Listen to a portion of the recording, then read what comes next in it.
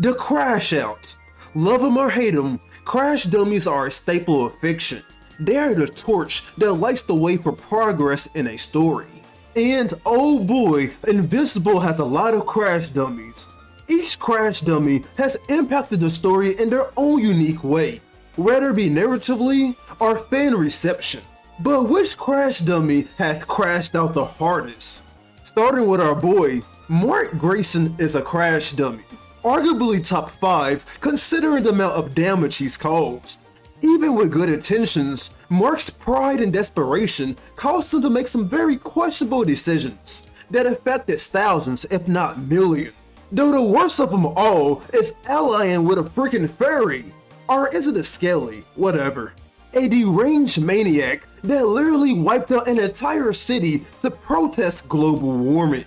Damn, this must be how haters envision those green protesters that sit in traffic. To be fair, Mark's plan did work for a while, until it didn't, and millions more died. Hell, everyone called him out on this, even his girl called him stupid. But Mark's ego was so up his ass that he couldn't be controlled. That's why Temu Supermans are dangerous. Even so, Mark never truly crashed out. He almost did, but he had a strong support system to keep him in check. And we know how high this guy's crash out potential is, considering the evil Mark variants. Mark is a 3-star crash dummy. He just made some tiny mistakes that affected millions, inducing trauma for generations, but he had good intentions, so all is forgiven. Immortal the Boom.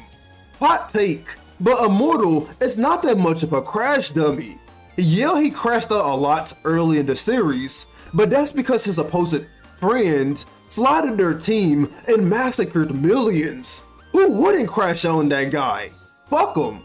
The worst Immortal has done is cuck a loser and fulfill the duty imposed on him by the son of a terrorist that massacred millions. But he's still a bum, so I'll give Immortal a 1 star. Omni-Man, the raw dogged merchant. Omni-Man's crash out is historical. It needs to be studied, not just because of the damage and betrayal, but because of how easily it was forgiven and brushed aside. To be fair, at least Omni-Man's crash out is logical. It's still inexcusable for humanity, but it's very reasonable for his endangered species. Though what makes it sick is that Omni-Man literally had a change of heart right before the crash out.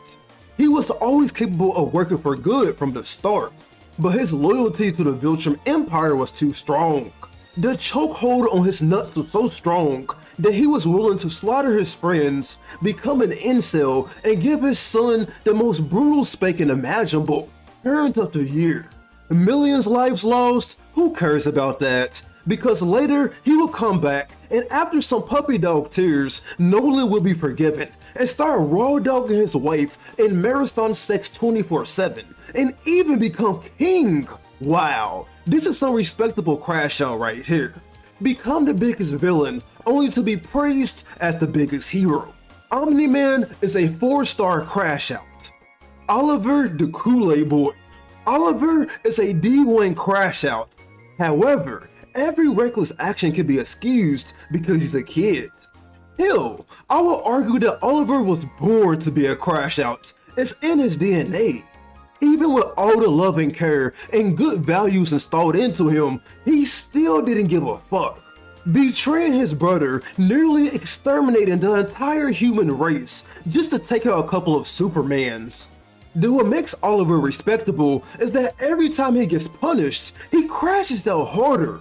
Truly the ignorant king. Yet, I can't give Oliver anything higher than a 3.5, because at the end of the day, he's still a kid. Hell, he even matures as an adult, which is expected. Alan the Snake.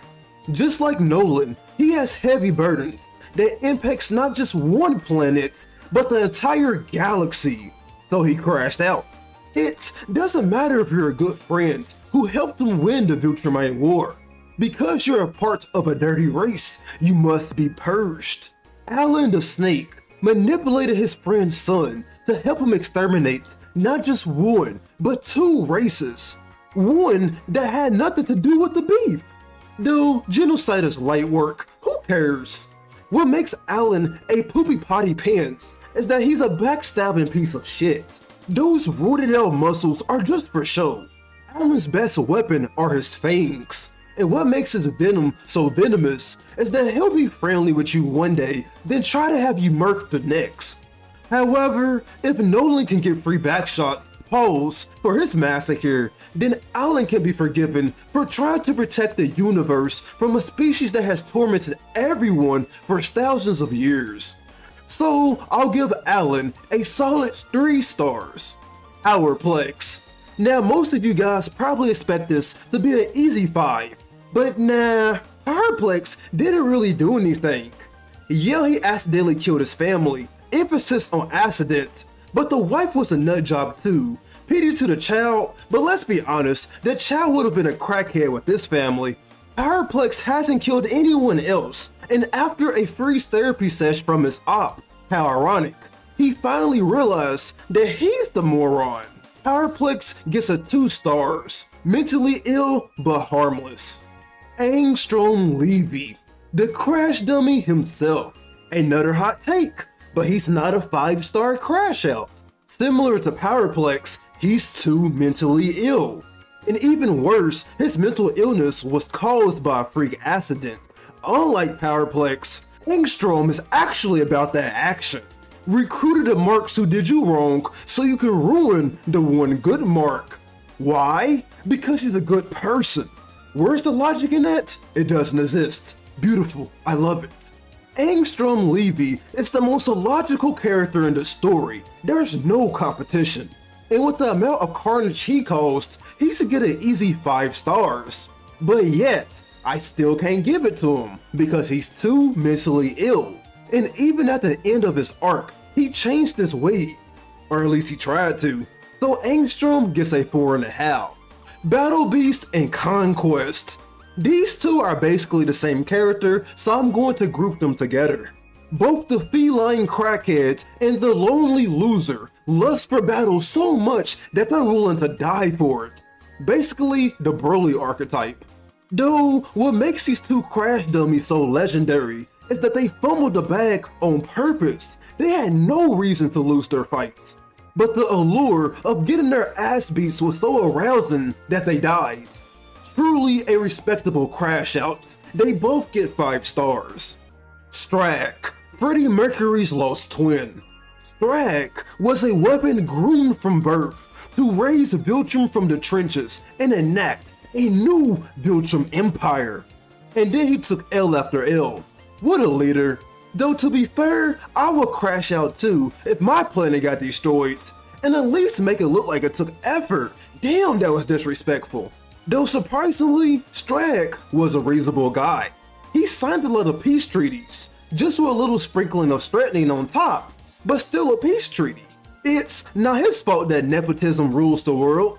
I would expect my people to betray me either after we've been together for thousands of years. And like a loving father, Strack will produce an army of roach Viltrumite children and use them as disposable meat shields after cucking an entire species of man. Respect. Then he will lose again anyway. Strack is another 3 stars. He was a prideful man doing his duty for his people. He just got outplayed. And finally, Robot, the Crash Dummy King.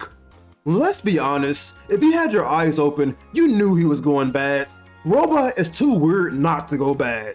And that doesn't mean Robot was destined to be bad, considering his multiverse variant is good. Prime Robot just sucks. Though, what makes Robot's crash outs way better than anyone else's on this list is that it's the most simple. A woman. Yes, the classic Robot is an incel. To be fair, he did get cheated on by the girl he invested everything in because of his bad actions. But Monster Girl made amends to redeem herself way more than Robot ever tried. Robot's head was up his ass because for the first time in his life, he became the leader in a world of NPCs, so that's not a real accomplishment, but whatever. So Robot was willing to sacrifice the lives of the people who loved him. Even Black Samson liked him. just so he could sit on that dusty ass throne again. And another aspect that makes Robot's Crash Out Legions better than the rest is that he won. Will he end up as a brain in a jar? But he won. Robot's Massacre achieved world peace and free healthcare. Free healthcare! Hooray! Robot truly is the master of the Crash Out. It needs to be studied. 5 gazillion stars.